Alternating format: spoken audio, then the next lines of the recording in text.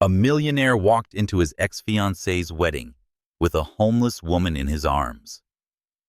But what she did next left everyone in the room stunned. Before we dive into the story, comment below and let us know which city you're listening from. At the top floor of a skyscraper in the heart of Manhattan, Nathan Cross, a wealthy businessman known for his cold demeanor, held a white envelope in his hand. Thick paper metallic trim and an embossed seal from the Donovan family. He stared at the bold print on the front. Mr. Nathan Cross is cordially invited to the wedding of Miss Claire Donovan and Mr. Theodore Hamilton. A wedding invitation from the woman who once vowed to walk beside him for life.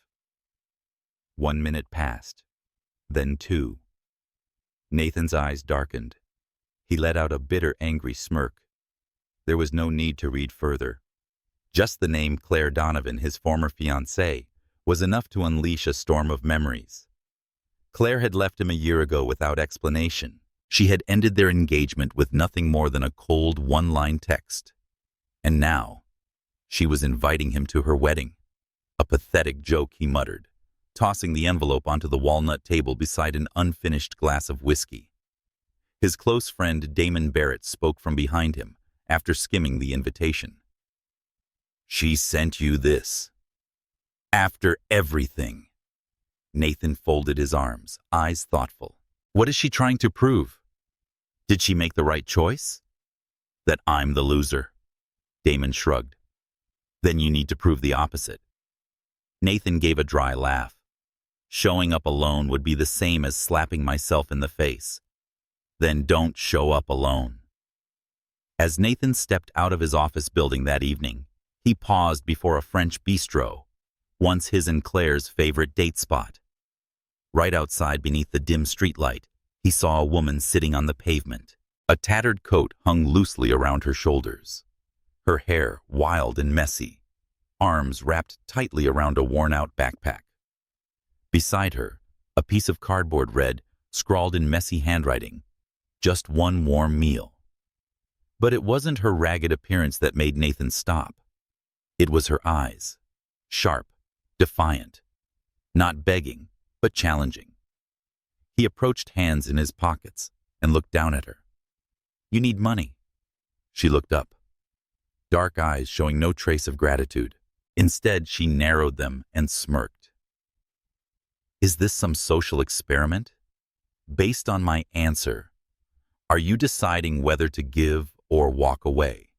Nathan raised an eyebrow. Few dared speak to him like that. "No, I have a proposition." The woman pushed herself up, brushing the dust off her jeans with calloused palms. Her face was dirty, yet her features were striking.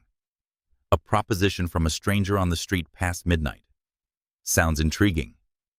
Nathan met her gaze. "I need someone to accompany me to an event. Just look presentable, smile, and walk beside me. Sounds like you need a walking, talking accessory. You'll be paid well, enough to change your life." She let out a dry laugh. "Do you always deliver your savior speeches like that?" "No. I need someone who can hold composure." She stepped closer, too close, causing Nathan to lean back instinctively. "I'll agree," she said, her voice a whisper. "But not for the money." Nathan tilted his head, cautious. "Then for what?" She smiled, a glint of mystery in her eyes. "Because I want to see how far a man like you is willing to go." "What's your name?" "Call me Elira." 20 minutes later, Elira was seated in the soft leather interior of Nathan's sleek black Bentley. As the car rolled toward the city's most luxurious salon, Nathan glanced sideways. She didn't ask where they were going. She wasn't curious. I wasn't nervous.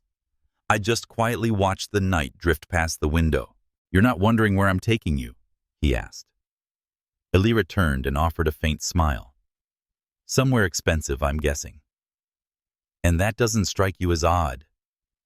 She met his eyes with a calm, unnervingly cool gaze. "I used to live in that world. Now I'm going back. The real question is, Are you brave enough to face me? Elira walked into the most prestigious salon in the Upper East Side, a place that typically only welcomed the most prominent figures of high society. Crystal chandeliers cast a soft golden glow on the polished wooden floor, and the air was laced with expensive perfume. And Elira didn't seem the least bit out of place. Nathan followed behind, saying nothing, but never taking his eyes off her. The salon staff immediately approached, not because of Elira, but because of Nathan Cross.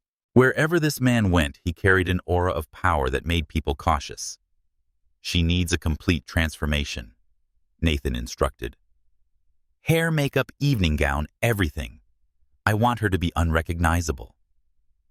An elderly hairstylist nodded respectfully. We'll turn her into a goddess, sir. Elira took a seat in the salon chair. As the stylist began brushing her tangled hair, she said nothing. No surprise, no awkwardness. She closed her eyes, lips curled into a cryptic smile. You can still back out, Nathan said from behind her. She opened her eyes and looked at him through the mirror. Why, you don't like being seen as someone who rescues the broken. You're not what I expected. And you, Elira smirked, are just dressing up a stranger in glitter to get revenge. Nathan clenched his fists, but didn't argue. She wasn't wrong, not entirely. 3 hours later, Mr. Cross, she's ready. When Nathan stepped inside, he froze. Gone was the disheveled woman from the street. Before him stood a cold star, radiant but untouchable. Her dark brown hair had been softly curled, cascading over her shoulders like a gentle stream. Her makeup was artfully done, highlighting piercing eyes and provocatively tinted lips. She wore a fitted black evening gown, the deep V neckline daring yet composed. Sparkling heels added a regal edge. Nathan couldn't speak. Elira turned, picking up a clutch from the stylist. Not surprised, she asked, her voice light as a breeze. It's not because you're beautiful, Nathan replied. It's because you look familiar. Elira smiled. Maybe because I'm becoming who I used to be. In the car on the way to the wedding of Claire Donovan, the woman who had betrayed Nathan, neither of them spoke for the first few minutes. The air was taut like a stretched string, until Nathan broke the silence. Do you know whose wedding this is? Elira didn't turn. She smiled. The woman who broke your heart. You're a good guesser. I'm not guessing. I saw it in your eyes, the look of a man who refuses to be left behind, who's trying to reclaim the upper hand. Nathan looked at her, unsure whether he was annoyed or intrigued. Do you always read people like open books? Elira turned to him, her eyes deep as a dark abyss. I only read the ones who want to be read. When the car pulled up in front of the five-star hotel ballroom, dozens of photographers were already lined up, ready to capture every moment of the wedding of the century. Elira stepped out first, and the air shifted instantly. Flashbulbs exploded in her direction. No one knew who she was, but everyone wanted to. Whispers spread like wildfire. Eyes filled with jealousy, admiration, and curiosity followed her every step. Elira walked beside Nathan as if she belonged there, as if she had been born into this world of lights and champagne. You're doing well, Nathan whispered as they entered the main hall. Elira shot him a cold glance. We haven't even begun, Mr. Cross. This is just the introduction. Classical music echoed beneath sparkling chandeliers, glittering like frost in a royal banquet. The grand hall of the Donovan Palace Hotel, host of what the elite dubbed the wedding of the century, was saturated with champagne silk and fake smiles. Nathan Cross strode through the crowd with Elira beside him, his hand resting lightly on her back. But there was no romance in his eyes, only calculated control.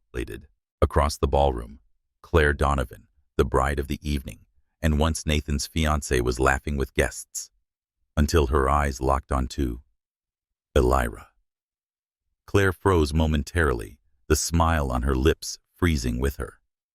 Elira, dressed in a mysterious black gown, stood calm and wordless, yet her mere presence made her the unexpected second main character of Claire's wedding.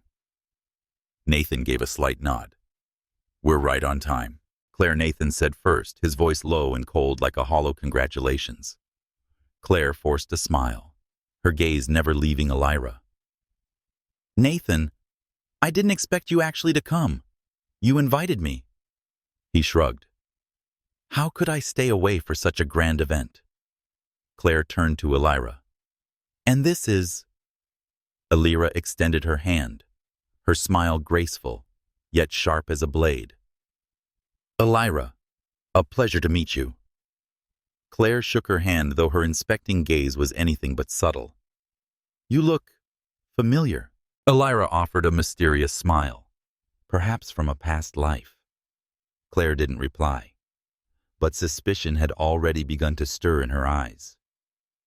At that moment, Claire's groom-to-be, Julian Thorne, appeared, a successful businessman with a polished exterior, hiding the exact calculating nature as Nathan. And of course the man who had taken Claire from Nathan through both seduction and business maneuvering. "Well, Nathan Cross." Julian greeted, shaking Nathan's hand, while sneaking a glance at Elira. "The most talked-about guest of the night has arrived." Claire interjected. "Did Nathan bring you as a business partner? Or a special friend? She understands the value of silence." Nathan replied, a warning wrapped in a smile. A few guests began to gather curiosity, painting their faces as they tried to figure out who this mysterious woman was, this Elira, who had appeared out of nowhere, unknown in high society. But Elira didn't flinch. She raised her champagne glass, took a sip, and said calmly, "I was once engaged." The words dropped into the center of the ballroom, like the shatter of fine crystal. Claire narrowed her eyes. "Oh, really?" "Yes." But he chose someone else. Someone easier to control. Nathan froze. That wasn't a lie. It was true. Elira wasn't just someone he'd brought for revenge. She had a past too, and it was far from ordinary. The tension in the room tightened like a drawn string, but Elira remained completely at ease. She turned to Nathan with a bold smile. "Shall we dance?" For the first time, Nathan, the man who always led, was being guided like a follower. But he didn't refuse. They stepped onto the dance floor, their movements a perfect balance of tension and rhythm, challenge and harmony. From afar, Claire gripped her wineglass, eyes locked on Elira. Julian leaned in and whispered, "I don't know who she is, but you better find out." Claire nodded slowly. "I don't know where she came from, but I'm sure she's not the kind of woman who shows up to be background noise." The next morning, Nathan couldn't focus on work. The image of Elira in that mysterious black dress, her piercing gaze, and every word she'd spoken, sharp as blades, haunted him. She wasn't just someone he brought to the party for show. Who was she? From the first look at how she moved through high society, there was no hesitation. If anything, she had made the influential people in that room feel uneasy. Nathan picked up the phone. "Damon, I need you to investigate Elira as soon as possible. No documents, no paper trail. I want to know exactly who she is." Meanwhile, at the hotel, Elira stood in front of the mirror. No more glamorous makeup, no more glittering lights. But in her eyes there was a cold determination. She pulled a worn-out phone from her purse, unlocked it with a cryptic passcode, and typed one message: "He's investigating." Just as expected. The message was sent. No reply. None was needed. Elira knew that the game had begun. That evening, Nathan showed up. No warning, no courtesy. He knocked on her door like a storm, cold and full of pressure. "What do you want?" Elira asked, still calm. "Who are you?" Nathan demanded, direct and sharp. Elira laughed, soft as breath, yet sharp as a razor blade. You're the one who brought me into your world, and now you're asking who I am." Nathan stepped into the room, closing the door behind him. "You're not just a homeless woman.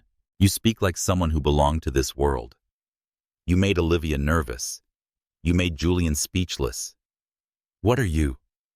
Elira looked straight into his eyes for the first time, not hiding. "You want the truth. I was once Elira Devereaux, only daughter of Marcus Devereaux." Nathan went still. Marcus Devereaux, the finance mogul who once shook the European markets, then disappeared after a massive corruption scandal that destroyed his empire. You're his daughter," Nathan muttered. Elira nodded, her gaze heavy. "And Claire Donovan is the one who ruined my family. 5 years ago, Marcus Devereaux partnered with the Donovan family on a significant financial deal. Claire, then still an adopted daughter of the Donovans, was assigned to co-lead the project with Elira. They had been close friends, very close. But Claire betrayed her. She forged numbers, manipulated data, and pinned everything on Marcus, sending him to prison. Elira and her mother lost their fortune, reputation, and home. No one believed Elira. The media labeled her the daughter of a fraud. Doors slammed shut. Every connection vanished. From a girl wrapped in luxury, Elira fell into the shadows, starting from less than nothing. Nathan sat down, stunned. "Why didn't you tell me from the beginning? Would you have believed me?" Elira asked with a bitter smile. "Or would you have thought I was just a convenient pawn to humiliate Claire, just like she once thought I was nothing but a shadow?" He didn't answer. Elira stood, her eyes sharp as steel. "I agreed to your game, Nathan, but I have a game of my own." Back at his office, Nathan received a call from Damon. "It's confirmed. She really is Elira Devereaux. But there's more." "What do you mean, more?" Nathan asked, voice tense. "She's not just after revenge on Claire. She's rebuilding a secret investment network that could flip the entire financial sector if it works." Nathan tightened his grip on the phone. Elira wasn't just a woman who had once fallen from grace. She was coming back. And this time, she held the cards. After their conversation at the hotel, Nathan found himself in unfamiliar territory. He, the man who always stayed in control, was now on the defensive. Elira was no pawn. She was a force calm, dangerous, and unshakable. But what unsettled him more? It was the fact that he didn't want to fight her. At Knighton Capital, Nathan called for an emergency meeting. He canceled all appointments and declined all social invites, even those from the Donovan family. Beneath the cold facade of a calculating businessman stood a man caught between two fronts. On one side, an unnamable feeling pulls him toward Elira. On the other hand, the network of obligations and power plays is tied to the elite, especially Claire Donovan. As for Elira, she took her first move in her counterattack. She reopened the company her father once built under a new name, Devereaux Strategies, a covert financial consulting firm. It catered to investors looking to cleanse their reputations or flip the board entirely. She recruited people cast aside by powerful corporations, those disgraced insiders who knew the game's darkest corners and burned with the hunger for revenge. Late one night, Elira stood in front of Donovan Holdings. The golden light reflected off her sharp features. She whispered like a curse, "I used to be the shadow, but this time I'll be the fire and burn down the ones who dragged me into hell." At a private investor summit in Manhattan, Elira made an unexpected appearance. No invitation, no introduction. No one knew who she was until she took the mic and dissected the crypto market, calling out the major players manipulating virtual value in a voice cold as frost. "Some corporations in this room are playing games with public trust. I've seen it from the inside, and this time, I won't stay silent." The entire room went still. Claire Donovan, seated in the VIP section, clenched her wine glass. Nathan, watching via live stream, said nothing. His assistant hesitated. Should we order media control on her speech? Nathan shook his head slowly. No. Let her speak. She's no longer the pawn. She's the one dealing the cards. That night, Nathan went straight to Elira's apartment. She opened the door, her eyes as cold as ever. "You're here to ask what I've got on you?" she asked flatly. "No," Nathan replied, voice low. "I'm here because I can't stand in the middle anymore." Elira frowned. "What do you mean Claire was once my fiancée? But I never trusted her. And you?" He paused, voice heavier. "You're the one I can't walk away from." Silence stretched between them. Then Elira let out a bitter laugh. "I don't need feelings, Nathan. I need someone who won't collapse when everything catches fire." Nathan stepped closer, just one step away now. He looked straight into her eyes. "Then let me be that person." That night, for the first time, they stopped using words to shield their emotions. It wasn't about possession. It wasn't about bound love. It was about connection between two souls, once betrayed, once shattered. And now, burning their way back from the ashes. The next morning, Elira woke up, but Nathan was already gone. On the table, a cup of hot coffee, and a handwritten note: "I won't stop you from fighting. But if you fall, I'll be the first one to stand beside you, not to save you, but to help you burn it all down." After that fateful night, Elira entered a new chapter. No longer the girl wandering cheap cafes in torn shoes. She had become a mystery figure in the investment world. The woman behind Devereaux Strategies, a covert consultancy, gaining momentum in New York's financial circles. Financial media began leaking strange reports. They named no one directly, but every headline echoed the same implication. Behind the fall of the Deo Corporation lies a name once hailed as the darling of finance, Claire Donovan. Then came the audio leak.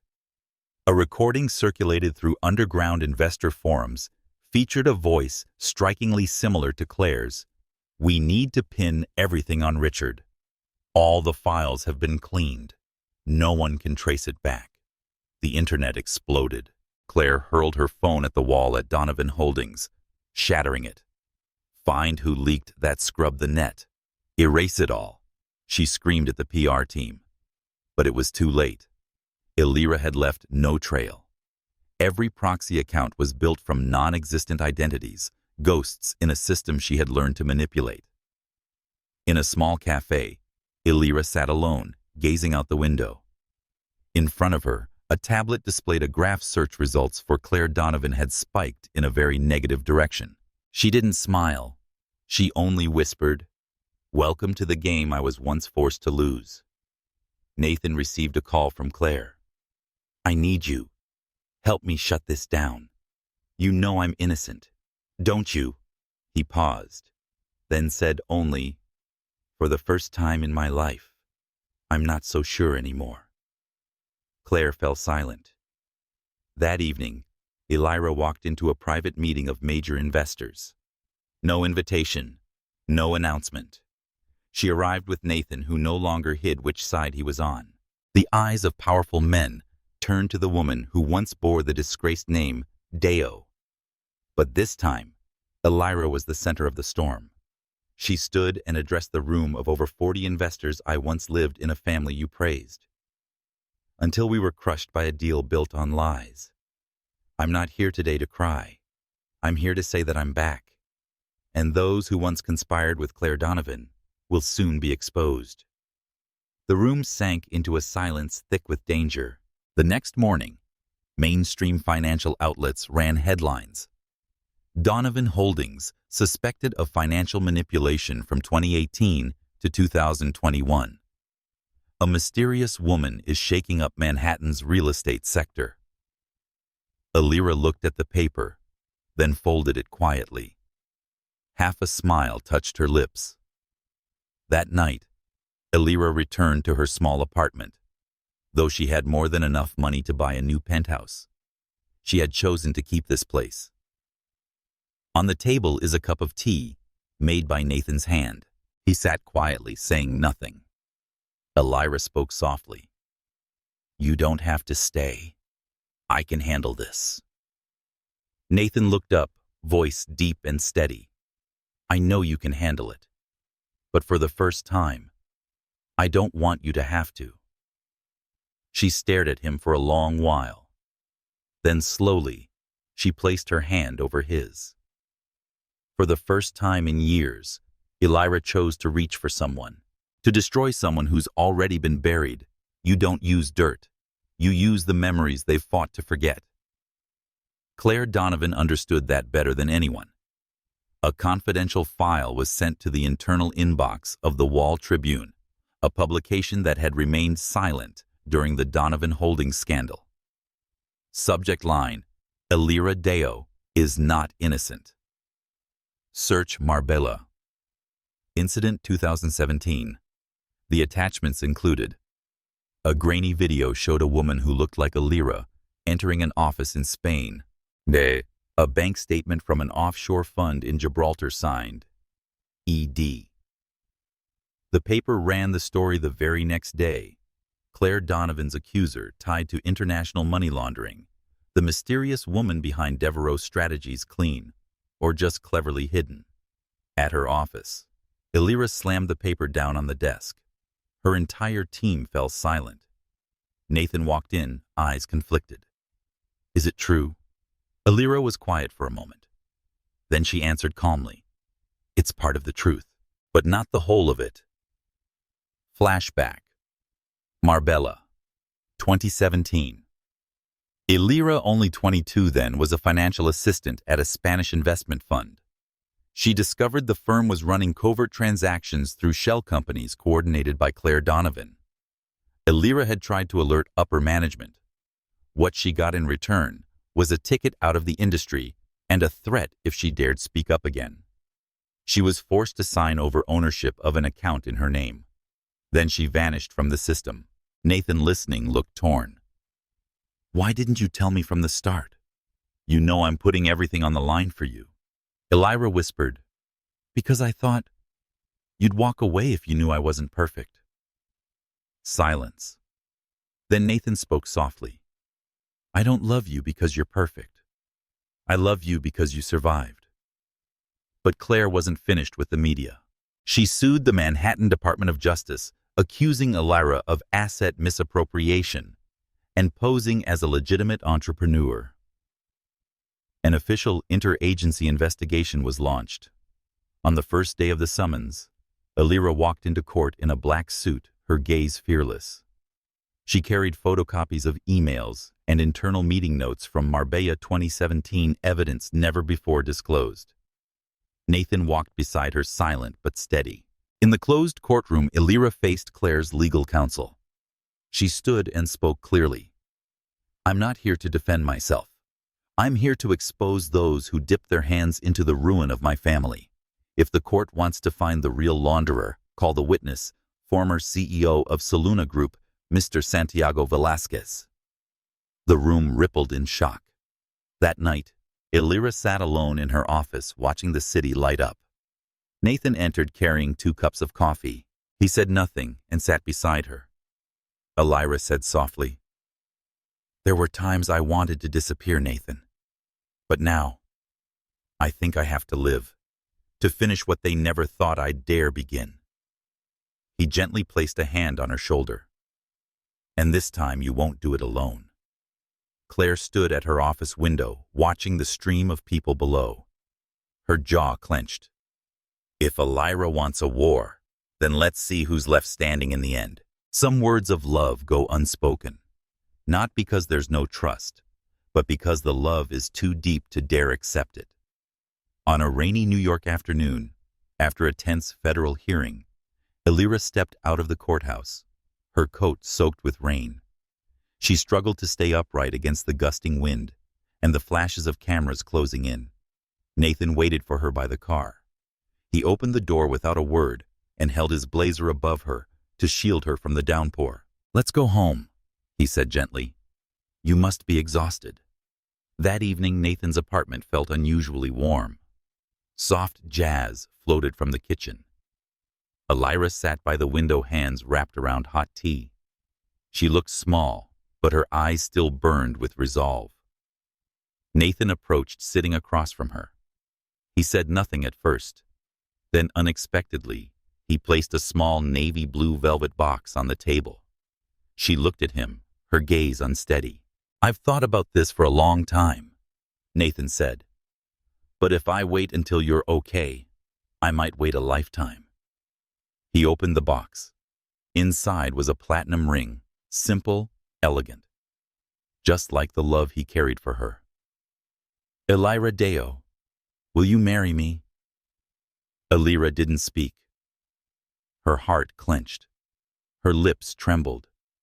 She reached out, but not to take the ring. She closed the box. "I'm sorry, Nathan. I can't." He froze. "You're not ready to love?" he asked quietly. Elira shook her head. "It's not that I don't love you. It's that I love you too much." Her voice broke.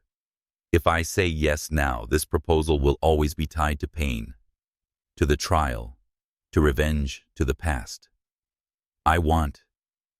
When I say yes, it will be the day I've left all this behind." Nathan stood, eyes filled with heartbreak, not from rejection, but from knowing she was right. "Then I'll wait. But Elira, please, don't keep yourself locked in the dark for too long." She clenched her fists. "I have to finish this. With Claire, with the media, and with the name Deo. They turned into a crime. Then I'll come back. Not as the pitied Elira, but as the Elira who chose happiness for herself." When Nathan left the room, the ring box remained on the table. Elira stared at it for a long time. Then she placed it into a drawer and locked it, like a hope tucked away in her heart, waiting. A phone call came from Claire Donovan's personal attorney the next morning. "Elira, we'd like to invite you to a private negotiation. Perhaps it's time to bring this conflict to an end." Elira smirked, her eyes glinting with sharp defiance. "I'll come, but not to negotiate. I'm coming to end it." Some secrets only need the right person and moment to burn into the fire. A private conference room on the 47th floor of the Donovan Plaza Hotel. Claire. Donovan sat waiting, flanked by her legal team. Elira walked in clad in a perfectly tailored black suit. The light caught the sharp glint in her eyes. No longer the victim, but the one holding power. Claire forced a fake smile. "I invited you here to find a civilized resolution." Elira placed a thick file onto the table, her voice unwavering. "And I came to end everything through justice." She laid out the evidence she had gathered over the past 3 months.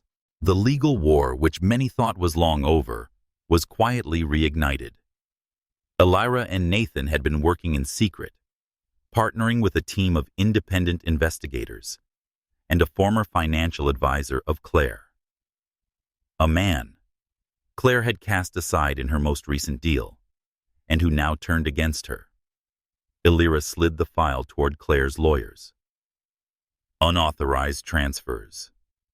Shell company laundering under names tied to your close associates. It's all here."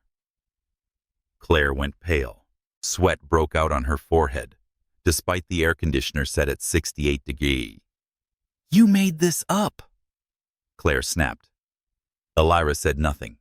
Instead, she pulled a USB stick and inserted it into the projector. A video began to play. An old anonymous call recording. Claire's voice was unmistakable as she ordered Richard Deo, Elira's father, to sign a fake contract to cover up a financial hole at Donovan Group. At that moment, Elvira's lawyer stood up with an official declaration. A federal lawsuit has been filed against Donovan Group for financial manipulation, coercion of small businesses, and document forgery. Claire had no response. Her legal team descended into chaos. "You'll never win against the media," Claire screamed. Elira calmly replied, "I don't need to win the media. I only need the truth to win." The next morning, headlines exploded. The Donovan Empire in crisis. Former victim. Fights back with damning evidence. Reporters swarm Donovan Group headquarters. Stock prices plummeted. That evening, Elira left the Business Insider office after an exclusive interview. People recognized her. No one looked at her with pity anymore. Now their eyes held respect, admiration. She smiled to herself and whispered, "Richard Deodad. I did it."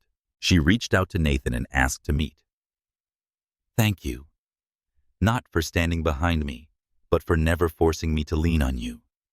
Nathan smiled softly. "I only stepped back, so you could see you've always been capable." Elira took his hand. "Now I'm ready to walk beside you, not as someone rescued, but as your equal." I didn't come to save her, but it turns out she's the one who saved me. Nathan Callahan. After the explosive lawsuit, Elira became the center of financial headlines and business forums. But contrary to expectations, she didn't celebrate with new contracts or expansion strategies. She vanished off social media, out of press briefings, even absent from her office.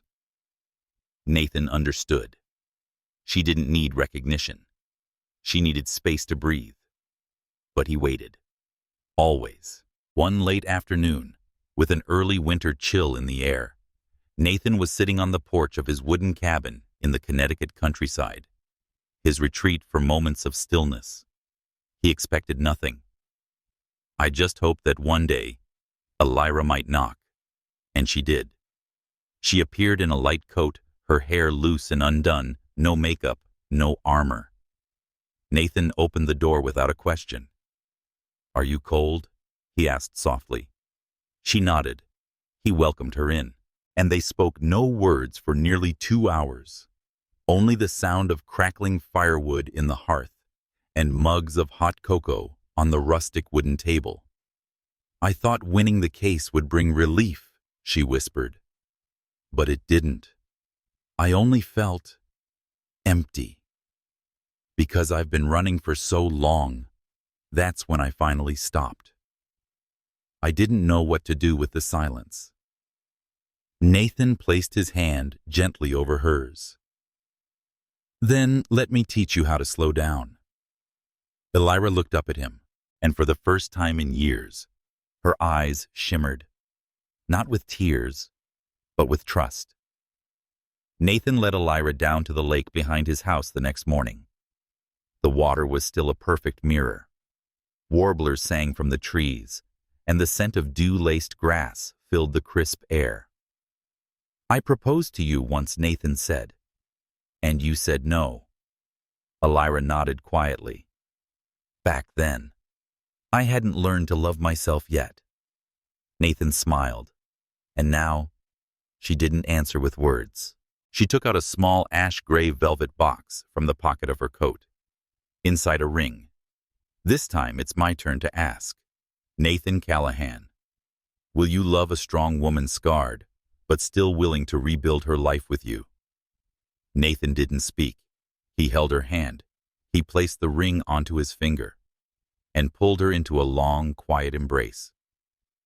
"Do you know how long I've waited for this?" he whispered. Elira replied softly, "From now on, I won't make you wait anymore." That evening, Elira brought Nathan to meet Harper and Hazel, the 2 little girls she had cared for during the darkest of her days. Though not related by blood, they saw Elira as their mother, and now Nathan as the father they always wished for. Harper grinned. "Is Uncle Nathan your boyfriend?" "Now, Mommy." Elira. Hazel, more serious, warned, "If you ever make her sad, I'll write a full report." All 3 burst into laughter. The final scene of Part 10 closes on Nathan, Elira, and the 2 girls, sitting around a wooden dinner table beneath soft golden light. No grand celebration, no champagne, no ball gowns, just real peace. The kind they had lost for far too long, and finally found again. Family doesn't always come from blood. Sometimes they're the ones who choose to stay when you have nothing left. After the unexpected proposal beneath peaceful skies, Elira and Nathan didn't rush into a grand wedding. Instead, they chose to build something far more critical, a family piece by piece from what once was broken. And that wasn't easy.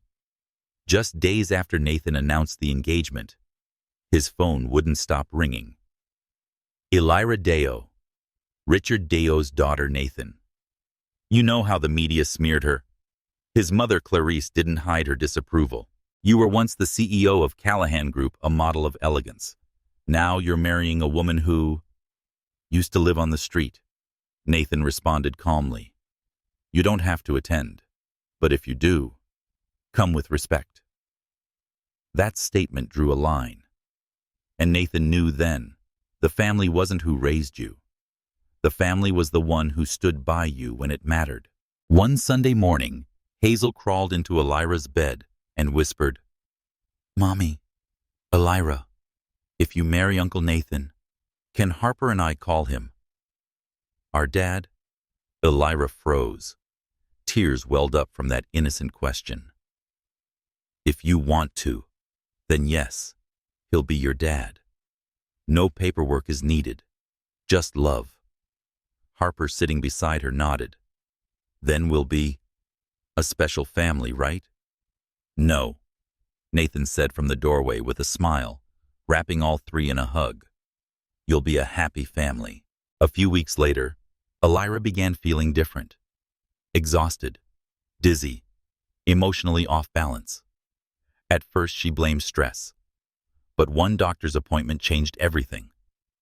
Congratulations, Elira. You're pregnant, and it's a baby boy. She didn't speak, not out of shock, but because for the first time in her life, she truly felt alive. When Elira brought home the ultrasound, Hazel's eyes widened. You're growing a baby inside your tummy. Harper jumped with excitement. Then I get to be the oldest. What will the baby call me? Boss? Nathan sat down beside them, chuckling. No bosses here, but all of us are protectors. Elira looked at him. And he'll have a father too. Yes, a father, and the luckiest man alive. That night, the whole family curled up in the living room. Harper and Hazel fell asleep on the couch, clutching a picture book called Families Built from Love. Elira leaned against Nathan, her hand resting on her belly. I used to think I didn't deserve this. Nathan kissed her forehead, whispering, No one deserves it more than you. Family doesn't need shared blood, only love and trust. They say home is where you return. But for Elira, the home was where she was finally allowed to begin. 9 months passed far from easy, running her own company, raising twin girls, carrying a pregnancy. But Elira never once complained, because for the first time, she wasn't fighting alone. One crisp, late autumn morning, with the sound of rustling leaves and the scent of cinnamon waffles drifting through the house, Elira felt the first contraction. Nathan rushed her to the hospital. Hazel and Harper sat in the waiting room, clutching each other's hands. Do you think the baby will look like Dad? Nathan, I don't know, but he'll be cute. After long hours, the newborn's first cry filled the air. Nathan emerged from the delivery room, eyes glassy with tears. In his arms was a tiny miracle, swaddled in pale blue. Our son Elira, he whispered. This little boy, he's a blessing. The day Elira was discharged, sunlight bathed the entire house. Hazel and Harper had prepared a handmade sign in big, colorful letters. Welcome home, baby brother. The whole family gathered in the living room. The two girls argued over who got to hold him first. Nathan placed one hand on Elira's shoulder, the other wrapped around all three kids. I used to think I was the one who pulled you out of the darkness, he whispered. But the truth is, you brought me back to the light. Later, Elira held her son in the executive office of Deo Consulting, He played with a fountain pen on the meeting table. Harper and Hazel, now in their elementary school uniforms, came running out the school gate. He leaped into Nathan's arms and waited. One dinner in the garden. The whole family sat beneath candlelight, laughing in the soft golden hue of sunset. A gentle narration rose. Not everyone gets a second chance. But if you've ever lost everything, believe this. With faith and a hand that reaches for you at just the right moment, you can begin again, even at the very place you once broke apart. I thought I saved her, but she's the one who saved me. Nathan Callahan. If Elira and Nathan's story touched your heart, don't forget to subscribe to the channel, turn on the notification bell, and share your thoughts in the comments below. Thank you for staying with us until the very last moment.